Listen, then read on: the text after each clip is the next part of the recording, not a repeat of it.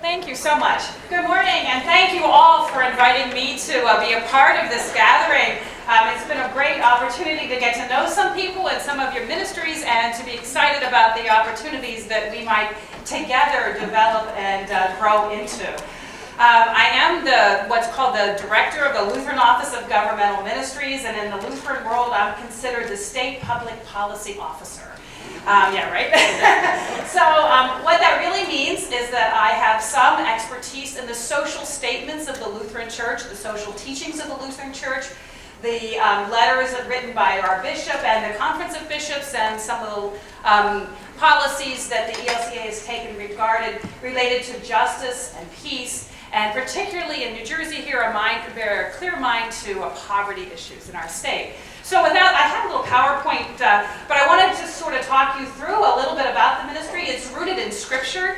It's completely an understanding that God has called us to serve and care for the least of these in our community, but not just to be the one to, as you might imagine in the story of the Good Samaritan, it's not just the one to be on the road offering help to the person who is injured, but it's also our role as baptized children of God to ask the question, why is that road so dangerous anyway? What is it about the road that's causing people to get life-threatening injuries and illness? And those are the questions that are deeply rooted in our spiritual commitment and our commitment in fighting a battle or a war that sometimes feels like we're pushing uphill to create a climate in our world that values all God's children, that creates a safe and even playing field for all of the people of God, so that we can be God and who God has intended us to be. And that's the commitment we begin with. It's a public witness. In the ELCA, we are really clear that we want to be a public church. We want to boldly witness our faith and the commitments that brings us to. And so when we talk about a faith-based advocacy, we're talking about how to be a witness to God's intention for the world in our communities, in public, in the local communities, as well as the state community, as well as the federal and international communities. We clearly have a commitment to the dignity of all humankind, and that's something you all are doing so graciously. I've already got that sense of some of your outreach ministries and some of your servants serving in the communities, and so it's with that sense of dignity that we welcome all people to advocacy. It's not my job in Trenton to talk at a state hearing. It's my commitment and my passion to equip and empower all people to speak. Those with lived experiences, those who stand with and alongside. It's all of our jobs to be together to foster dignity for all people. We work in community. We never take up an issue at the Lutheran Office of Governmental Ministries that we're not in collaboration and cooperation with other advocacy groups or faith groups. This is a picture of our bishop, Bishop Eaton, our presiding bishop in D.C. We were there working on some issues last spring, and so we had a prayer breakfast and invited the legislators to come that morning and talk about some of the crucial issues facing our nation. I do a lot of advocacy training, and this is one of those plugs. Please invite me. I'd love to come. One of the issues of advocacy, you might be familiar with writing letters and emailing, and those are all essential parts of our ministry. But there's another piece here. The piece of advocacy that I'd like to really help you understand is the issue that public opinion drives public policy. You got that? Public opinion drives public policy, which is to say that all of you who have a casual conversation when you're killing time at the dance studio waiting for your kid to get done with lessons, or those of you who are sitting having a cup of coffee and with some friends and buddies at the Y or at the Starbucks or wherever you hang out, or those of you who have an occasion to be with friends and fellow parishioners at a coffee hour, when you have those casual, informal conversations and speak on behalf of those who are struggling or suffering in any way, you're advocating on their behalf. And the more we can get clear and concise, honest information about the needs of all of those who suffer in our state out and share it among those who may or may not be informed, those informal conversations are the first step to changing public policy. Do you understand that? Do you understand why I'm so excited to be invited here by you all and by the Bishop of the Diocese of New Jersey to bring this incredible partnership together?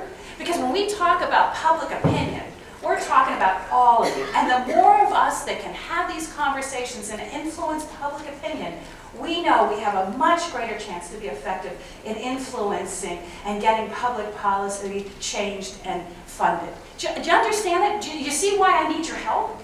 Right? I'm a great talker, but I bet you're better. So we need to do this. And I am more than willing to come to your congregation and help train you. Some of you met Serena Rice this morning at the, yeah, right? Is she here? Is she gone? She was here at the 7 o'clock hour for the Women's Justice. She and I did a wonderful presentation at the Anti-Poverty Network this spring, past fall, on and how to have these public conversations. We'd be glad to come and help you and train your folks onto how to begin to have conversations of civil dialogue to influence public opinion. So that's one great thing we're about. We have a whole long legislative agenda. What happens is we create a legislative agenda in the fall, and we look at what we think are the issues that might be coming up in the legislative year, in our world, we test that against the Lutheran ELCA social statements and see where the churches stand on some of these issues, and we create a legislative agenda. What happens, of course, in real life, is that then other things pop up on the legislative calendar that we didn't anticipate. And so then we have to kind of double back and be flexible and know that we can speak and respond to those issues that, as we say, get legs without us realizing it. I work with a policy committee, and that would be some of you. The current model, it would be that we'd have 6 Episcopalians and 6 Lutherans together with me and the bishops, and we'd sit down together and we'd consult and come up collaboratively with a sense of what the policy agenda should be. And then throughout the year, as questions come up and issues arise, we can consult back with that policy committee to make sure that it's not my agenda or anybody's personal agenda, but it's a collaboration of the wise and wonderful witness of you saints to bring the agenda to the fore and to address things in a timely manner.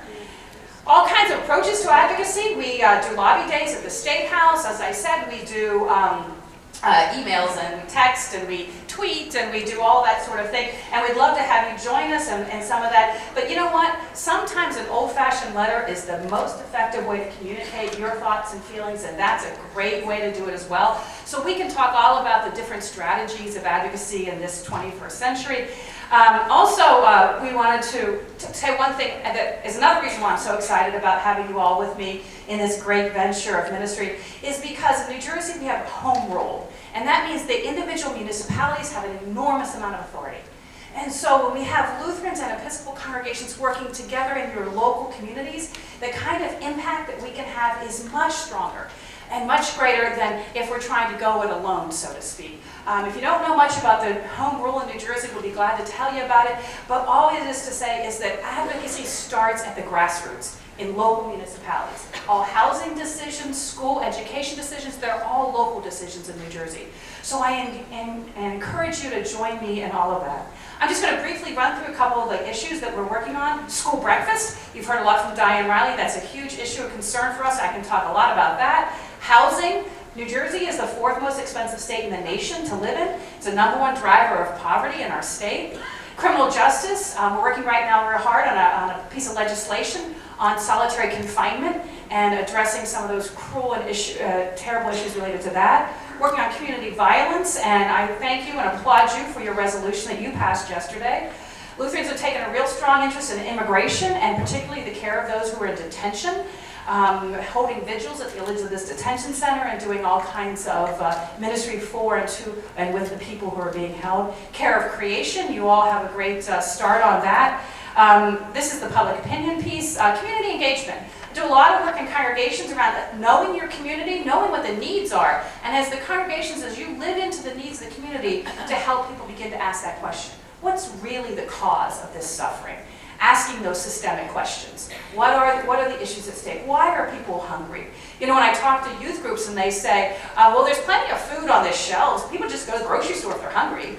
The issue is economics, isn't it? It's not that we have scarcity of food in New Jersey. It's an economic issue. And so what do we as the people of God need to do to address the systemic problems associated with hunger and poverty? It's God's work, it's our hands, but it's our voice, it's our hearts, and it's all of us together working to change the state of New Jersey and to eliminate poverty as we know it by working together to be God's voice. Thanks so much. Thank you, Sarah.